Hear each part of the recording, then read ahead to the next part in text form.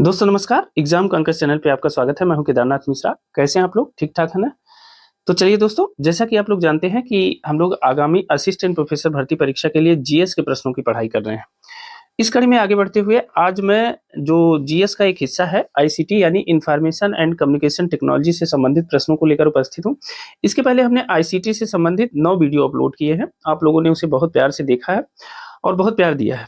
साथ ही दोस्तों एक बात और बताना चाहता हूँ कि आप लोगों के कमेंट जब पढ़ता हूँ तो दिल को बहुत सुकून मिलता है और ऐसा लगता है कि जो मेहनत है वो सार्थक होती नज़र आती है। अब एक चीज़ और रह गई है कि आप लोग इतने अच्छे से पढ़िए, इतने अच्छे से पढ़िए, जो जीएस की कमी है ना वो कभी मतलब आपके सिलेक्शन के आड़े ना आए, ठीक है? और मेरा ऐसा प्रयास है कि आप भले ही जीएस बैकग्राउंड के नहीं हैं, आप केवल सब्जेक्ट जानते हैं या जो थोड़ा बहुत जीएस जानते भी हैं, पढ़ते रहते हैं। देखिए, एक चीज़ और है, जिसने कभी पीसीएस की परीक्षा या कोई ऐसी कॉम्पिटिशन की परीक्षा नहीं दी, केवल टीचिंग लाइन की परीक्षा दी है, ऐसे बहुत कम लोग हैं, जिनको जीएस की बेहतर नॉलेज है। कुछ ऐसा नहीं है कि बिना जीएस की नॉलेज वाले लोग हैं, लेकिन जिन्हें आवश्यकता नहीं पड़ी, तो उन लोगों ने जीएस को इतना मतलब गहराई से पढ़ा भी नहीं है। तो मेरा उद्देश्य है कि ये जीएस का जो तनाव है, ये शुरू के 30 प्रश्नों का जो तनाव है, यह आपकी सिलेक्शन में आड़े ना आए और मैं लगातार ऐसी मेहनत करता रहूँगा और आप लोगों के कमेंट हमारे दिल को बहुत सुकून देते हैं, बहुत शांति देते हैं और मन करता है कि अगर मेरे हाथ में होता ना तो मैं वही 30 प्रश्न आपको पढ़ा देता जो परीक्षा में आने हैं, लेकिन मुझे पता नहीं है कौन से पेपर में आने हैं, ठीक है? तो चलिए आज के प्रश्नों की शुरुआत करते हैं। आईसीटी से संबंधित जो महत्वपूर्ण प्रश्न हैं उनको देखते हैं, ठीक है? मेहनत से पढ़ते रहिए, कुछ महत्वपूर्ण चीज़ें का नोट्स भी आप बनाते रहिए, ठीक है? बाकी विषय पे पूरा फोकस रखिए, ठीक है? चलिए आज का हमारा पहला प्रश्न है, निम्नलिखित कथनों पर विचार कीजिए, ठीक है? सीधे प्रश्नों पे आते हैं। आज का हमारा पहला प्रश्न है, निम्नलिखित कथनों पर विचार करिए।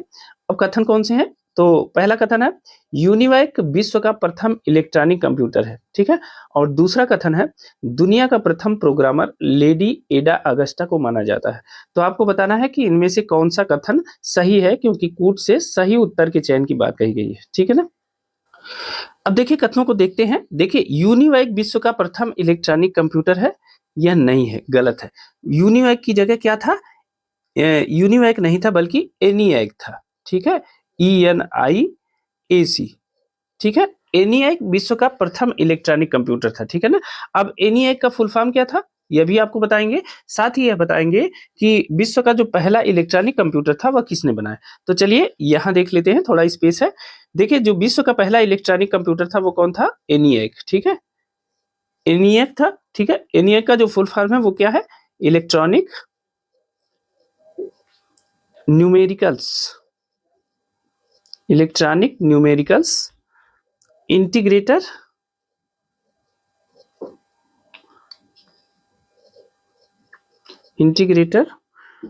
एंड कैलकुलेटर, ठीक है? एंड कैलकुलेटर,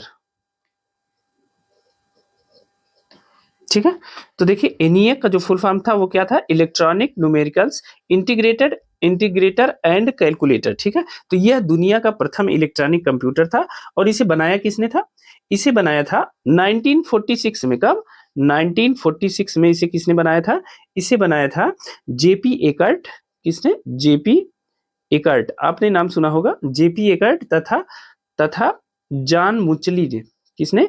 जेपी एकर्ट तथा जॉन मुचली ने दुनिया का पहला इलेक्ट्रॉनिक कंप्यूटर बनाया था, यानी विश्व का पहला इलेक्ट्रॉनिक कंप्यूटर यह था एनियक, ठीक है? यहाँ हमने ऑप्शन में यूनिवैक दिया है, यूनिवैक नहीं बल्कि एनियक था, ठीक है? इसे हिंदी में लिखते हैं एनियक, ठीक है? तो एनियक विश्व का पहला इलेक्ट्रॉनिक कंप्यूटर था, ठीक है? और इसका फुल फॉर्म है electronic numericals integrator and calculator. अब इसका निर्माण 1946 में जेपी एकर्ट तथा जॉन मुचली ने किया था, ठीक है ना? अब एक चीज और ध्यान रखिए, देखिए एनियक विश्व का पहला इलेक्ट्रॉनिक कंप्यूटर था, ठीक है ना? अब देखिए दूसरा जो इसमें ऑप्शन है, दुनिया का प्रथम प्रोग्रामर लेडी एडा अगस्टा को माना जाता है। तो देखिए यह कथन सही है। दुनिया का जो पहला प्रोग्रामर था वो किसे माना जाता है? लेडी एडा अगस्टा को माना जाता है। अब ये लेडी एडा अगस्टा कौन थी? तो आपको पता है कि जो कंप्यूटर का आविष्कार है वह किसे माना जाता है? कंप्यूटर का जो आविष्कारक है वह किसे माना जाता है? तो एक ब्रिटिश गणितज्ञ थे, उनका देखिए कौन थे? एक ब्रिटिश गणितज्ञ थे, ठीक है? याद रखिएगा, गणितज्ञ थे, ब्रिटिश गणितज्ञ थे जिनका नाम था चार्ल्स बैबेज। क्या नाम था? चार्ल्स बेबेज, ये एकदम बेसिक है, आप लोग जानते होंगे इसे, लेकिन फिर भी मेरा टारगेट है कि मैं 0 से लेकर के टॉप तक आपको पढ़ाऊं, इसलिए बेसिक भी मैं वैसे ही बताता हूं जैसे टॉप का बताता हूं, ठीक है। तो ब्रिटिश गणितज्ञ थे जिनका नाम था चार्ल्स बेबेज। इन्होंने 1822 में, कब, 1822 में एक डिफरेंस इंजन बनाया, ठीक है। एक डिफरेंस 1822 में डिफरेंस इंजन, ठीक है, डिफरेंस 1822 में इन्होंने डिफरेंस इंजन का निर्माण किया। और 1842 में, कब, 1842 में इन्होंने क्या किया, एनालिटिकल इंजन का निर्माण किया, ठीक है। एनालिटिकल एनालिटिकल इंजन का निर्माण किया, ठीक है ना, इंजन का निर्माण किया और इसे ही कंप्यूटर का अग्रगामी भी माना जाता है, ठीक है ना। क्या माना जाता है, यही जो डिफरेंस इंजन और एनालिटिकल इंजन है, इसे कंप्यूटर का अग्रगामी माना जाता है, मतलब इसके बाद ही कंप्यूटर निर्माण की प्रक्रिया शुरू होती है। इसीलिए इनको क्या कहा जाता है, चार्ल्स बेबेज को क्या कहा जाता है, आधुनिक कंप्यूटर विज्ञान का जनक कहा जाता है। अगर आपसे यह प्रश्न पूछा जाए कि आधुनिक कंप्यूटर विज्ञान का जनक किसे कहा जाता है, आधुनिक कंप्यूटर विज्ञान का जनक किसे कहा जाता है, तो वह कहा जाता है चार्ल्स बेबेज को, ठीक है ना। अब देखिए चार्ल्स बेबेज की एक शिष्या थी, चार्ल्स बेबेज की शिष्या थी, ठीक है। इन शिष्या का क्या नाम था, इनका नाम था लेडी एडा अगस्टा। क्या था, लेडी एडा अगस्टा, ठीक है। ये चार्ल्स बेबेज की शिष्या थी, यह भी ध्यान रखिएगा। चार्ल्स बेबेज की शिष्या लेडी एडा अगस्टा थी और इन्होंने ही, ठीक है, एनालिटिकल इंजन में पहला प्रोग्राम डाला था। अब देखिए इनके गुरुदेव चार्ल्स बेबेज ने एनालिटिकल इंजन बनाया था 1842 में, तो लेडी एडा अगस्टा ने इस एनालिटिकल इंजन में, अब बताइए जैसे गुरु और शिष्य आपस में दोनों साथ में रिसर्च कर रहे हैं किसी प्रोग्राम में या किसी विशेष चीज पे रिसर्च कर रहे हैं, तो अगर उसमें सफलता मिलती है तो गुरु जो कहेगा वो शिष्य उसको करेगा। तो कुछ काम गुरु किया तो उसने कुछ काम अपने शिष्य से आदेश करके करवाया। उसी क्रम में क्या हुआ कि लेडी एडा अगस्टा को जो है एनालिटिकल इंजन में जो है पहला प्रोग्राम लेडी एडा अगस्टा ने एनालिटिकल इंजन में डाला, ठीक है ना। तो इन्होंने पहला प्रोग्राम डाला, पहला प्रोग्राम डाला, ठीक है, किसमें डाला, यह एनालिटिकल इंजन में डाला, ठीक है। तो चार्ल्स बेबेज की शिक्षा लेडी एडा अगस्टा ने एनालिटिकल इंजन में पहला प्रोग्राम डाला था, अतः इन्हें संसार का पहला प्रोग्रामर, यानी इन्हें विश्व का पहला प्रोग्रामर कहा जाता है, ठीक है। इन्हें विश्व का पहला प्रोग्रामर कहा जाता है, ठीक है। अब जब इनके गुरुजी ही पहले कंप्यूटर निर्माण करता थे या आधुनिक कंप्यूटर विज्ञान के जनक थे, तो शिष्या को विश्व का पहला प्रोग्रामर कहा जाता है। यह दोनों बातें आप याद रखिएगा, ठीक है ना। अब देखिए चार्ल्स बेबेज यह ब्रिटिश गणितज्ञ थे, इन्होंने 1822 में डिफरेंस इंजन का निर्माण किया था और 1842 में इन्होंने एनालिटिकल इंजन का निर्माण किया था, ठीक है ना। इन्हें आधुनिक कंप्यूटर विज्ञान का जनक कहा जाता है। इनकी शिष्या थी लेडी एडा अगस्टा। इन्हें विश्व का पहला प्रोग्रामर कहा जाता है क्योंकि इन्होंने ही सर्वप्रथम एनालिटिकल इंजन में पहला प्रोग्राम डाला था, ठीक है ना। तो यह क्लियर हो गया। तो देखिए यह जो प्रश्न दिया है इसमें दूसरा ऑप्शन सही है कि दुनिया का पहला प्रोग्रामर लेडी एडा अगस्टा को माना जाता है, जबकि पहला ऑप्शन गलत है, यूनिवैक नहीं बल्कि एनियक जो था वह विश्व का प्रथम इलेक्ट्रॉनिक कंप्यूटर था, ठीक है, कोई डाउट नहीं ना।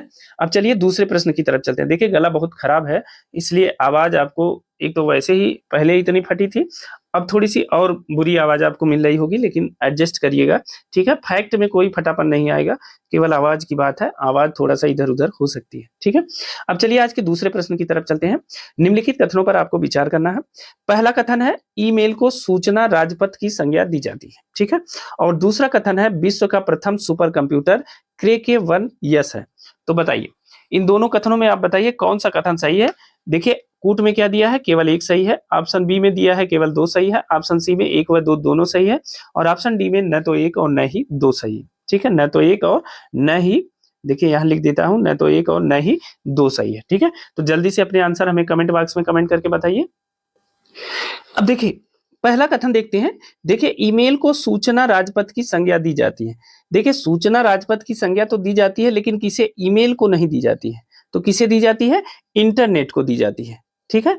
इंटरनेट को क्या कहा जाता है, सूचना राजपथ की संज्ञा दी जाती है इंटरनेट को, ठीक है ना।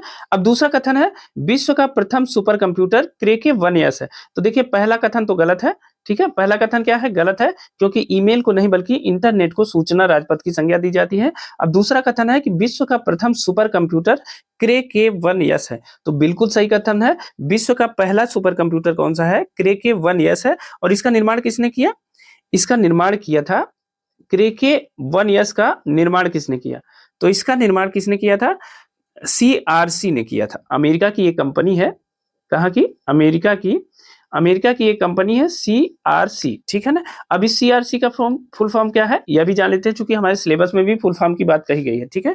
तो CRC का फुल फॉर्म है क्रे रिसर्च कंपनी, ठीक है, क्रे रिसर्च कंपनी, ठीक है। तो CRC का फुल फॉर्म क्या है, क्रे रिसर्च कंपनी। इसका निर्माण किसने किया था, अमेरिका की कंपनी है CRC, और इसका फुल फॉर्म है क्रे रिसर्च कंपनी। इसी ने विश्व का पहला सुपर कंप्यूटर क्रे K1S का निर्माण किया था, ठीक है। अब एक चीज और बताइए, आप लोग तो बहुत पढ़े होंगे अभी तक, ICT के बारे में तो काफी कुछ पढ़ लिया होगा। अब देखिए, ईमेल को सूचना राजपथ की संज्ञा नहीं दी जाती है, तो किसे दी जाती है, इंटरनेट को सूचना राजपथ की संज्ञा दी जाती है, ठीक है। अब बताइए, यहाँ एक टेक्निकल प्रश्न मैं आपसे पूछता हूँ। आप जानते हैं कि www का आविष्कारक कौन है, टिम बर्नर्स ली को माना जाता है, ठीक है। मैं खुद ही बता देता हूं, टिम बर्नर्स ली को www का आविष्कारक माना जाता है, ठीक है ना। अब देखिए, एक चीज बताइए कि www के आविष्कारक टिम बर्नर्स ली किस देश के निवासी थे, टिम बर्नर्स ली किस देश के निवासी थे, ठीक है, किस देश के निवासी थे। ये बहुत आसान सा प्रश्न है, टेक्निकल है थोड़ा, ठीक है ना। आपकी नजर गई होगी तो आप एक झटके में इसका आंसर बता देंगे। मैं इसलिए ऐसा पूछ रहा हूं क्योंकि आयोग आजकल ऐसे प्रश्नों को बनाता है, ठीक है। तो टिम बर्नर्स ली किस देश के निवासी थे, मैं ऑप्शन दे देता हूं। ऑप्शन ए है ब्रिटेन, ऑप्शन बी है अमेरिका, ऑप्शन सी है फ्रांस, ऑप्शन सी क्या है, फ्रांस, और ऑप्शन डी है, ऑप्शन डी क्या है, स्विट्जरलैंड, क्या है, स्विट्जरलैंड, ठीक है।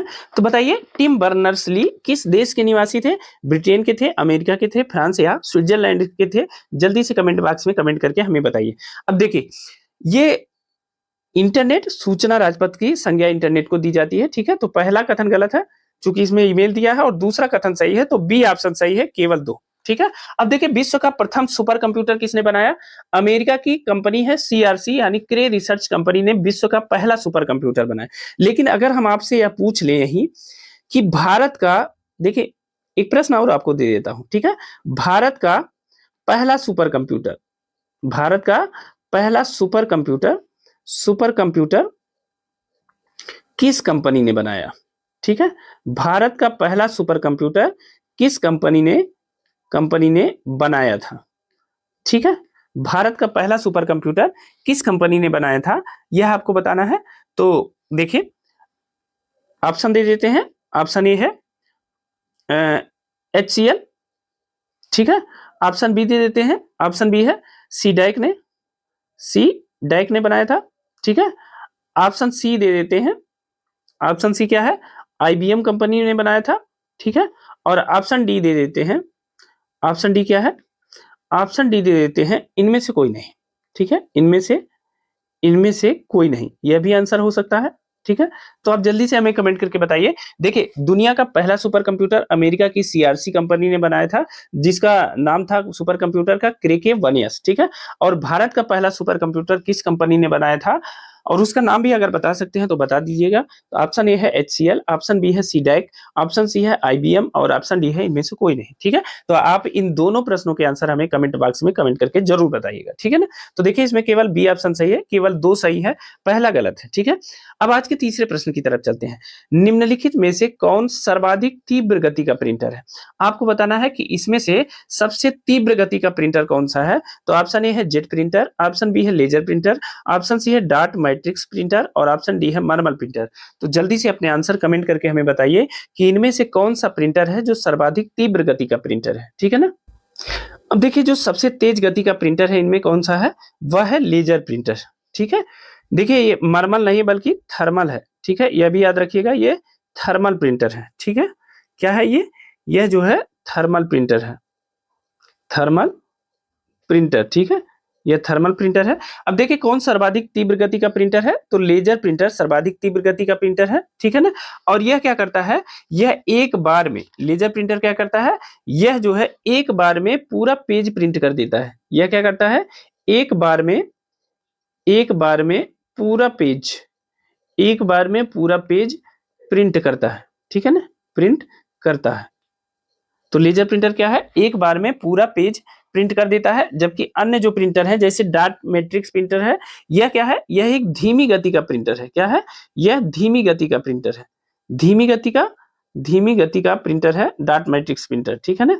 यह धीमी गति का प्रिंटर है और इसमें क्या होता है, यह एक बार में एक कैरेक्टर प्रिंट करता है, एक बार में एक कैरेक्टर प्रिंट करता है, ठीक है, एक कैरेक्टर प्रिंट करता है, एक बार में एक कैरेक्टर प्रिंट करता है। तो कौन सा, डार्ट मैट्रिक्स प्रिंटर, ठीक है, तो प्रिंट करता है, तो इसलिए यह बहुत स्लो धीमी गति का प्रिंटर है, ठीक है ना। तो कौन सर्वाधिक तीव्र गति का प्रिंटर है, तो लेजर प्रिंटर सर्वाधिक तीव्र गति का प्रिंटर है, क्योंकि यह एक बार में पूरा पेज प्रिंट कर देता है, ठीक है। तो बी ऑप्शन सही है, इसे याद रखिएगा, इंपॉर्टेंट है। एक चीज और है, लेजर प्रिंटर में होता क्या क्या है, लेजर प्रिंटर में क्या क्या होता है, कभी कभी यह भी पूछ लेता है कि इस प्रिंटर में क्या क्या होता है। तो इसमें होता है, देखिए लेजर प्रिंटर में मुख्यतः क्या होता है, इसमें एक लेजर बीम होती है। लेजर प्रिंटर में क्या होता है, एक लेजर बीम होती है, ठीक है, लेजर बीम होती है। दूसरा क्या होता है, इसमें प्रकाशीय ड्रम लगा होता है। क्या होता है, प्रकाशीय ड्रम लगा होता है। तो एक लेजर बीम होती है और दूसरा इसमें प्रकाशीय ड्रम लगा होता है, और इसमें आवेशित स्याही या मैग्नेटिक स्याही लगी होती है, ठीक है ना। तो इसमें आवेशित स्याही का भी प्रयोग किया जाता है। तो ये तीन मुख्य अंग हैं इसके, ठीक है ना। और एक चीज और है, इसमें इसकी जो प्रिंट की गुणवत्ता है, इसकी प्रिंट की जो गुणवत्ता है वह भी अच्छी होती है, ठीक है, गुणवत्ता अच्छी होती है। तो लेजर प्रिंटर एक बार में पूरा पेज प्रिंट कर देता है, इसलिए यह सबसे तीव्र गति का प्रिंटर है, ठीक है ना। इसमें एक लेजर बीम होती है, एक प्रकाशित ड्रम होता है और एक आवेशित स्याही होती का उपयोग इसमें किया जाता है, और इस प्रिंटर की गुणवत्ता बहुत अच्छी होती है, ठीक है ना। तो इसे याद रखिएगा, इंपॉर्टेंट है, बी ऑप्शन सही है कि लेजर प्रिंटर सर्वाधिक तीव्र गति का प्रिंटर है, ठीक है ना। अब आ जाते हैं चौथे प्रश्न में, MICR यानी माइकर में सी का पूरा रूप क्या है, आपको बताना है। MICR यानी माइकर में सी का पूरा रूप क्या है। तो ऑप्शन ए है कोड, ऑप्शन बी है कलर, ऑप्शन सी है करेक्टर और ऑप्शन डी है कंप्यूटर। तो जल्दी से बताइए माइकर में सी का पूरा रूप क्या है, ठीक है। अब देखिए माइकर का नाम आपने सुना होगा, इसका उपयोग कहाँ किया जाता है, इसका उपयोग सबसे ज्यादा कहाँ किया जाता है, जल्दी से बताइए, आपको याद होगा। इसका उपयोग किया जाता है बैंकों के चेक या ड्राफ्ट में, ठीक है, किसमें, बैंकों के चेक व ड्राफ्ट में किसका प्रयोग किया जाता है, माइकर का प्रयोग किया जाता है, ठीक है ना।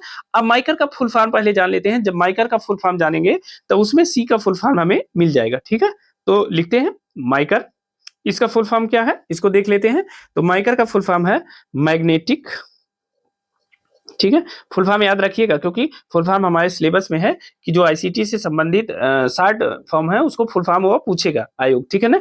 तो माइकर का फुल फॉर्म है मैग्नेटिक इंक कैरेक्टर, ठीक है, मैग्नेटिक इंक कैरेक्टर रिकॉग्निशन, ठीक है, रिकॉग्निशन, ठीक है, मैग्नेटिक इंक कैरेक्टर रिकॉग्निशन, ये क्या है, ये माइकर का फुल फॉर्म है, ठीक है ना। अब देखिए इसमें पूछा है कि सी का पूरा रूप क्या है, ठीक है, इसमें से केवल सी का पूछा है। तो एम का हो गया मैग्नेटिक, ठीक है, आई का हो गया इंक और सी का क्या हो गया, कैरेक्टर, ठीक है। तो देखिए कैरेक्टर है ऑप्शन में, बिल्कुल सही है, सी ऑप्शन सही है, कैरेक्टर है, ठीक है। तो माइकर में जो सी का पूरा रूप है क्या है, वह है कैरेक्टर, ठीक है। एक चीज और, माइकर का उपयोग बैंकों के चेक और ड्राफ्ट में किया जाता है, यह याद रखिएगा। माइकर में सी का पूरा रूप है कैरेक्टर और माइकर का फुल फॉर्म है मैग्नेटिक इंक कैरेक्टर रिकॉग्निशन, ठीक है ना। तो याद रखिएगा, बहुत इंपॉर्टेंट है, ठीक है। यह प्रश्न पूछा जा सकता है या इसका यूज ही पूछा जा सकता है कि माइकर का यूज सबसे ज्यादा कहाँ किया जाता है, ठीक है ना। तो चौथे का सी ऑप्शन सही है। अब आइए आज का पांचवा प्रश्न देख लेते हैं।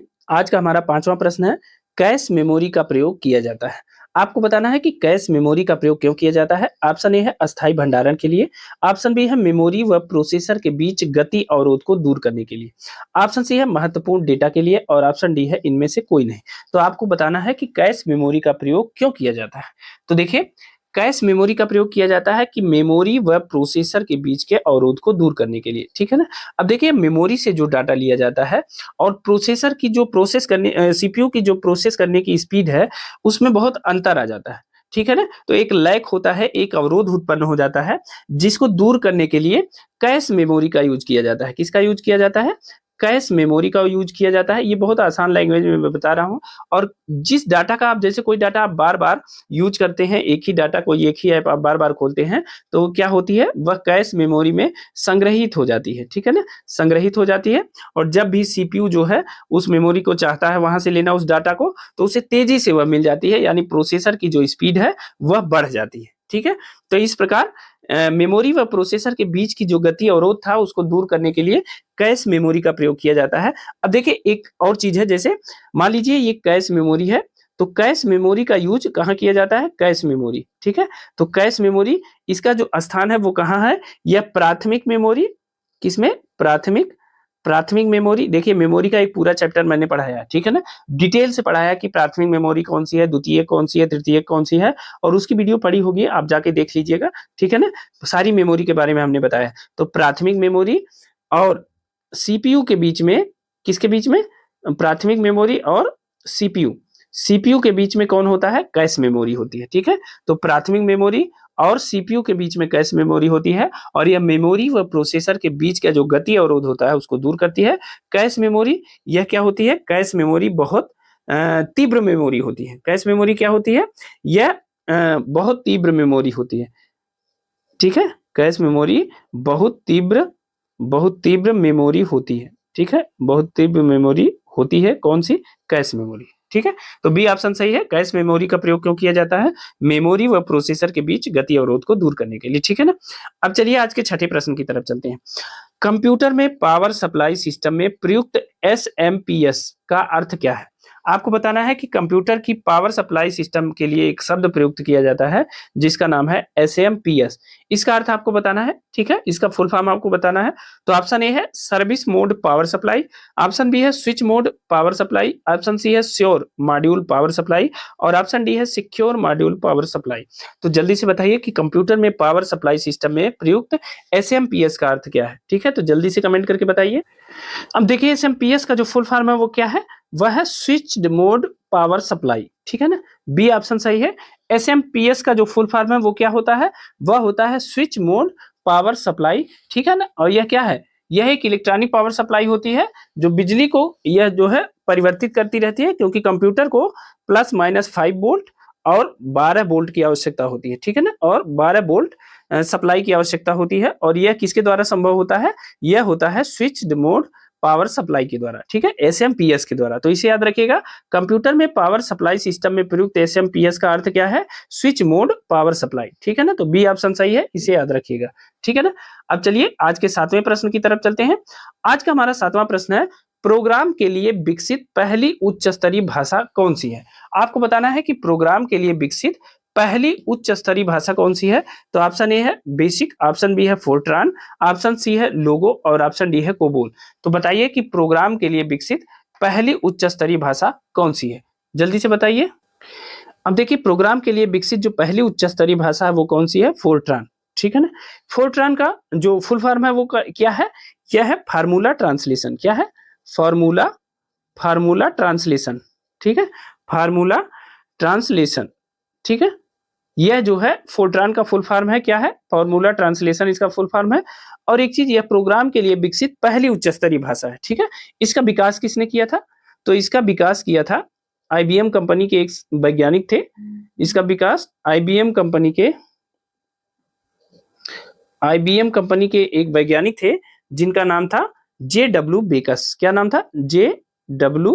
बेकस, ठीक है, जे.डब्ल्यू. बेकस। यह आईबीएम कंपनी के वैज्ञानिक थे जे.डब्ल्यू. बेकस, और इन्होंने ही फोर्ट्रान यानी फार्मूला ट्रांसलेशन, यह जो प्रोग्राम के लिए विकसित पहली उच्च स्तरीय भाषा है, तो इसका आविष्कार किसने किया था?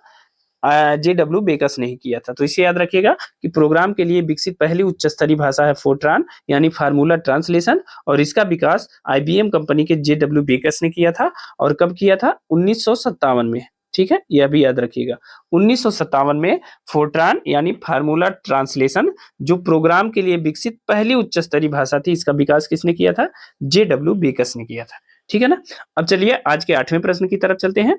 आज का हमारा 8वां प्रश्न है, इंटरनेट पर प्रयुक्त कंप्यूटर लैंग्वेज है। आपको बताना है कि इंटरनेट पे जो प्रयुक्त कंप्यूटर लैंग्वेज है उसका क्या नाम है। ऑप्शन ए है पास्कल, ऑप्शन बी है कोबोल, ऑप्शन सी है जावा और ऑप्शन डी है बेसिक।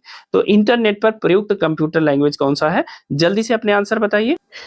अब देखिए इंटरनेट पर प्रयुक्त कंप्यूटर लैंग्वेज कौन सा है? जावा। जावा, ठीक है ना। जावा क्या है? यह इंटरनेट पर प्रयुक्त कंप्यूटर लैंग्वेज है। और यह क्या है? यह एक उच्च स्तरीय ऑब्जेक्ट ओरिएंटेड प्रोग्रामिंग भाषा है। क्या है? ऑब्जेक्ट ओरिएंटेड, ठीक है ना। ऑब्जेक्ट ओरिएंटेड प्रोग्रामिंग भाषा है, ठीक है ना। इसका विकास किसके लिए किया गया है? मुख्यतः इंटरनेट पर उपयोग के लिए इसका विकास किया गया है। इसका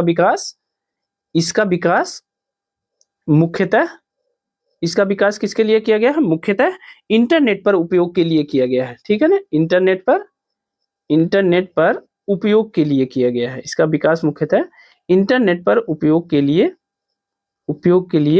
किया गया है, ठीक है। तो इस बात को याद रखिएगा। इंटरनेट पर प्रयुक्त कंप्यूटर लैंग्वेज कौन सी है? तो वह है जावा, ठीक है ना। तो जावा इंटरनेट पर प्रयुक्त कंप्यूटर लैंग्वेज है। सी ऑप्शन सही है, ठीक है। आज के 9वें प्रश्न की तरफ चलते हैं। निक नेट क्या है? आपको बताना है कि निक नेट क्या है।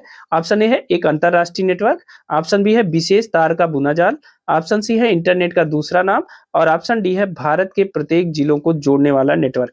तो जल्दी से अपने आंसर हमें कमेंट बॉक्स में कमेंट करके बताइए कि निक नेट क्या है, ठीक है। देखिए इसमें कौन सा ऑप्शन सही है? इसमें ऑप्शन डी सही है। भारत के प्रत्येक जिलों को जोड़ने वाला नेटवर्क है निकनेट, ठीक है ना। अब आइए निकनेट के बारे में जानते हैं। निकनेट का फुल फॉर्म क्या है? निकनेट, ठीक है। निकनेट का जो फुल फॉर्म है वो क्या है? नेशनल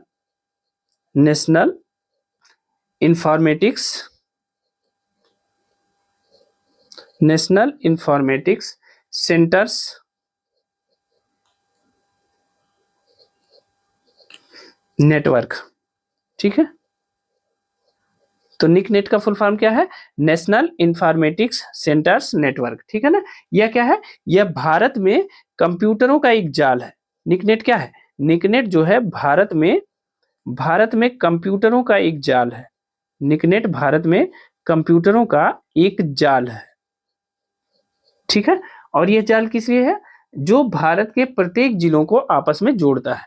जो भारत के प्रत्येक जिले को आपस में जोड़ता है, ठीक है। आपस में जोड़ता है, ठीक है ना। तो इस बात को याद रखिएगा। निकनेट क्या है? नेशनल इंफॉर्मेटिक्स सेंटर्स नेटवर्क है, ठीक है ना। और यह भारत में कंप्यूटरों का एक जाल है जो भारत के प्रत्येक जिले को आपस में जोड़ता है, ठीक है ना। तो इसमें डी ऑप्शन सही है। भारत के प्रत्येक जिलों को जोड़ने वाला नेटवर्क कौन सा है? निकनेट है। ऐसे भी प्रश्न पूछा जा सकता है कि भारत के प्रत्येक जिले को जोड़ने वाला जो नेटवर्क है वह कौन सा है? तो वह है निकनेट, ठीक है ना। अब चलिए आज के 10वें प्रश्न की तरफ चलते हैं। आज का हमारा 10वां प्रश्न है, वेब पेज की भाषा होती है। आपको बताना है कि वेब पेज की भाषा कौन सी होती है। तो ऑप्शन ए है अंग्रेजी, ऑप्शन बी है पास्कल, ऑप्शन सी है HTML और ऑप्शन डी है कोई भी भाषा। तो जल्दी से अपने आंसर देके हमें बताइए कि वेब पेज की भाषा कौन सी भाषा होती है, ठीक है ना। अब देखिए वेब पेज की जो भाषा होती है वो क्या होती है? वह होती है HTML, ठीक है ना। सी ऑप्शन सही है। वेब पेज की भाषा किसमें होती है? यह HTML में तैयार किया जाता है। और HTML का जो फुल फॉर्म होता है वो क्या होता है? Hyper text markup language. Hyper text markup language, ठीक है। क्या होता है? HTML का फुल फॉर्म क्या होता है? हाइपर टेक्स्ट मार्कअप लैंग्वेज होता है। और यह प्रत्येक वेब पेज की भाषा होती है। देखिए वेब पेज चाहे किसी भी भाषा में लिखा जाए पर उसे तैयार किया जाता है HTML में यानी हाइपर टेक्स्ट मार्कअप लैंग्वेज में। तो यही वेब पेज की भाषा होती है, ठीक है ना। अब चलिए आज के 11वें प्रश्न की तरफ चलते हैं। आज का हमारा 11वां प्रश्न है, अपनी शिकायतों को प्रकट करने हेतु वेबसाइट का उपयोग करने को क्या कहा जाता है? जब आप अपनी शिकायतों को प्रकट करते हैं उसके लिए अगर वेबसाइट का उपयोग करते हैं तो उसे क्या कहते हैं? ऑप्शन ए है वेब हेट, ऑप्शन बी है साइबर राइटिंग, ऑप्शन सी है साइबर वेटिंग और ऑप्शन डी है वेब याचिका। तो बताइए कि अपनी शिकायतों को प्रकट करने के लिए कौन सी वेबसाइट का उपयोग आप करते हैं, ठीक है ना। तो जल्दी से अपने आंसर दीजिए। अब देखिए, अपनी शिकायतों को प्रकट करने के लिए वेबसाइट का उपयोग करने को क्या कहा जाता है? साइबर वेटिंग कहा जाता है, ठीक है ना। क्या कहा जाता है? साइबर वेटिंग कहा जाता है। सी ऑप्शन सही है, ठीक है ना। इसे लिखते कैसे हैं? साइबर वेटिंग, ठीक है। अब देखिए, साइबर वेटिंग में मुख्यतः क्या किया जाता है? जैसे किसी पे नजर रखी जाती है, किसी के बारे में जानकारी जुटाई जाती है, ठीक है। और ये कैसे जुटाई जाती है कि कैसे वह व्यक्ति जो है सोशल मीडिया इंटरनेट पर मौजूद रहता है, उसकी जांच की जाती है, उसकी जानकारी को जाना जाता है, ठीक है ना।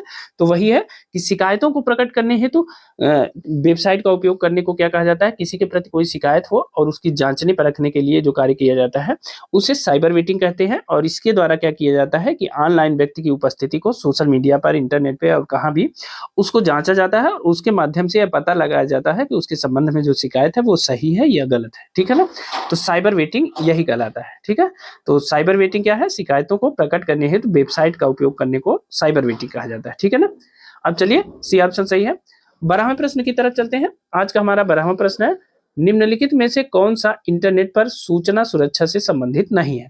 आपको बताना है कि इनमें से कौन सा इंटरनेट पर सूचना सुरक्षा से संबंधित नहीं है। तो ऑप्शन ए है वाटर मार्किंग, ऑप्शन बी है डेटा हाइडिंग, ऑप्शन सी है डेटा एन्क्रिप्शन और ऑप्शन डी है सूचना पुनर्प्राप्ति।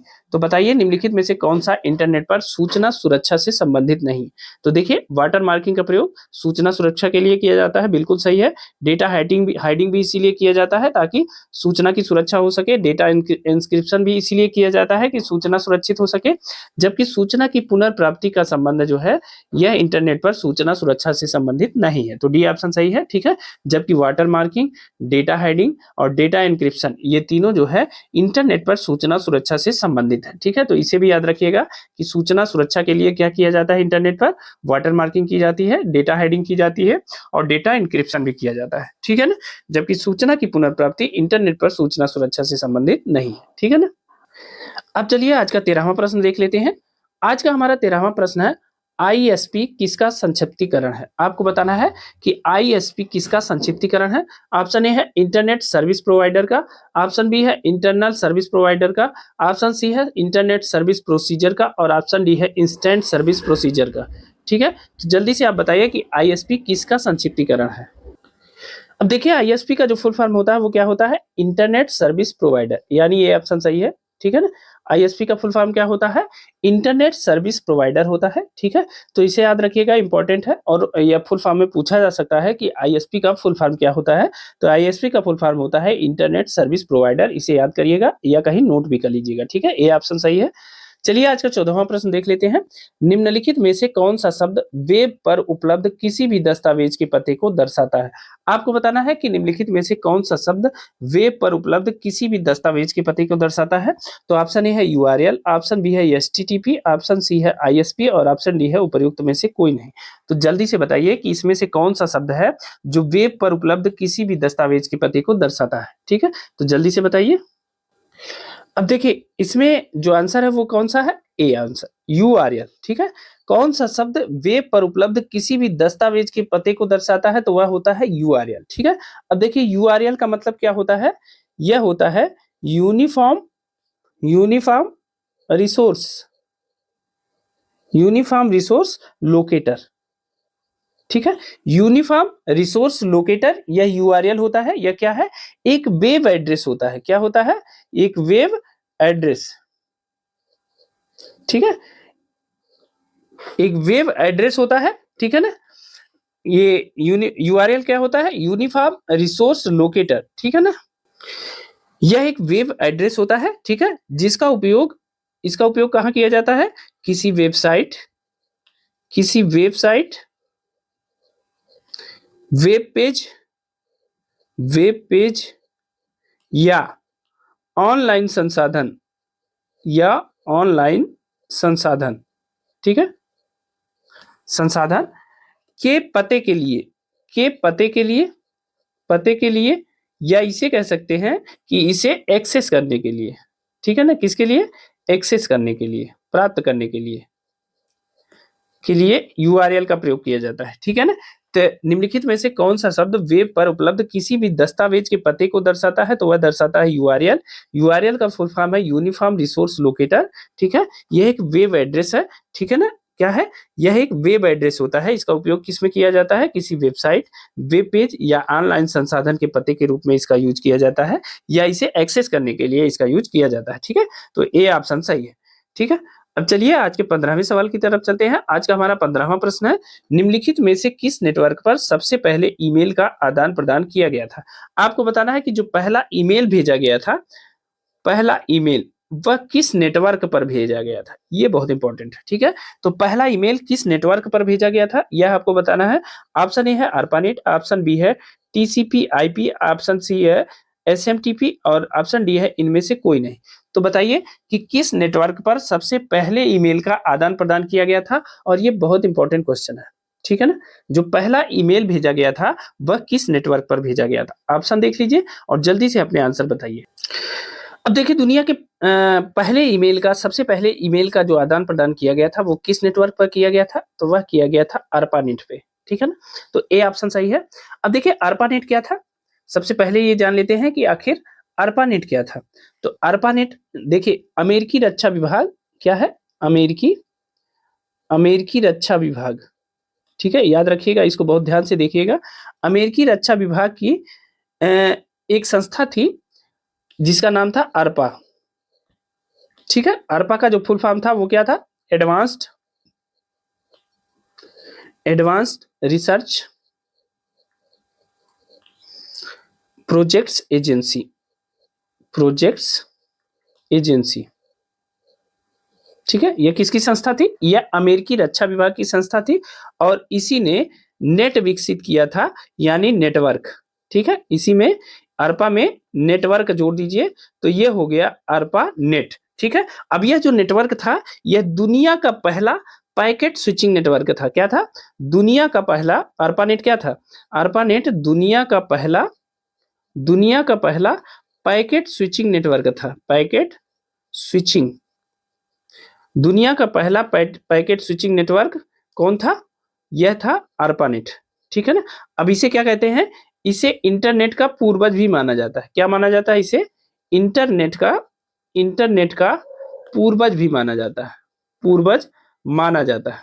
ठीक है, माना जाता है। किसको माना जाता है? ARPANET को। ARPA क्या था? अमेरिकी रक्षा विभाग की एक एजेंसी थी जिसका नाम था एडवांस्ड रिसर्च प्रोजेक्ट एजेंसी, और इसने एक नेटवर्क का विकास किया जिसे दुनिया का पहला पैकेट स्विचिंग नेटवर्क माना जाता है, और इसे ही इंटरनेट का पूर्वज माना जाता है। ठीक है, और ये सारी कहानी कब हुई थी? 1960 के दशक में, 1960 के दशक में। ठीक है ना, तो यह भी याद रखिएगा। अब 1960 के दशक में यह सब कहानी होती है, और पहली बार क्या होता है, इसी नेटवर्क पर पहला ईमेल भेजा जाता है। ठीक है ना, तो याद रखिएगा ARPANET पर ही पहला ईमेल भेजा जाता है। ठीक है, तो याद रखिएगा कि प्रश्न है किस नेटवर्क पर सबसे पहले ईमेल का आदान प्रदान किया गया था? तो ARPANET पर पहले ईमेल का आदान प्रदान किया गया था। ठीक है ना, तो ए ऑप्शन सही है। ठीक है, तो दोस्तों ये थे आज के हमारे आईसीटी के 15 प्रश्न। ये प्रश्न आपको कैसे लगे हमें कमेंट करके जरूर बताइएगा। देखिए, आवाज बहुत खराब है, लेकिन चूंकि परीक्षा जरूरी है, मैटर आप तक पहुंचना जरूरी है, इसलिए मैं पूरा प्रयास करते धीरे धीरे गर्म पानी पी पी के आपको पढ़ा रहा हूँ, ताकि आपकी पढ़ाई बाधित ना हो। उसके पहले भी मैंने 10 दिनों तक छुट्टी ले रखी, क्योंकि पिताजी की तबीयत सही नहीं थी।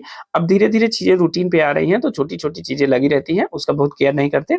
ठीक है, धीरे धीरे सब सही हो जाएगा। आप लोग पढ़ते रहिए। ये वीडियो कैसी लगी हमें कमेंट करके जरूर बताइएगा। इसे आप अपने दोस्तों के साथ इस वीडियो को शेयर भी कर सकते हैं। और हाँ, आपको अगर इन तथ्यों की पीडीएफ चाहिए तो आप हमारा टेलीग्राम चैनल और व्हाट्सएप चैनल ज्वाइन कर लीजिए। उसका लिंक हमने डिस्क्रिप्शन बॉक्स में दे दिया है, वहां से इन तथ्यों की पीडीएफ आपको मिल जाएगी। और एक चीज और, अगर आप नए हैं इस चैनल पे तो इस चैनल को सब्सक्राइब जरूर कर लीजिए। ठीक है, तो मिलते हैं अगली वीडियो में कुछ नए प्रश्नों के साथ, नए परीक्षा उपयोगी प्रश्नों के साथ। तब तक के लिए स्वस्थ रहिए, मस्त रहिए और मेहनत से पढ़ते रहिए। बहुत बहुत धन्यवाद।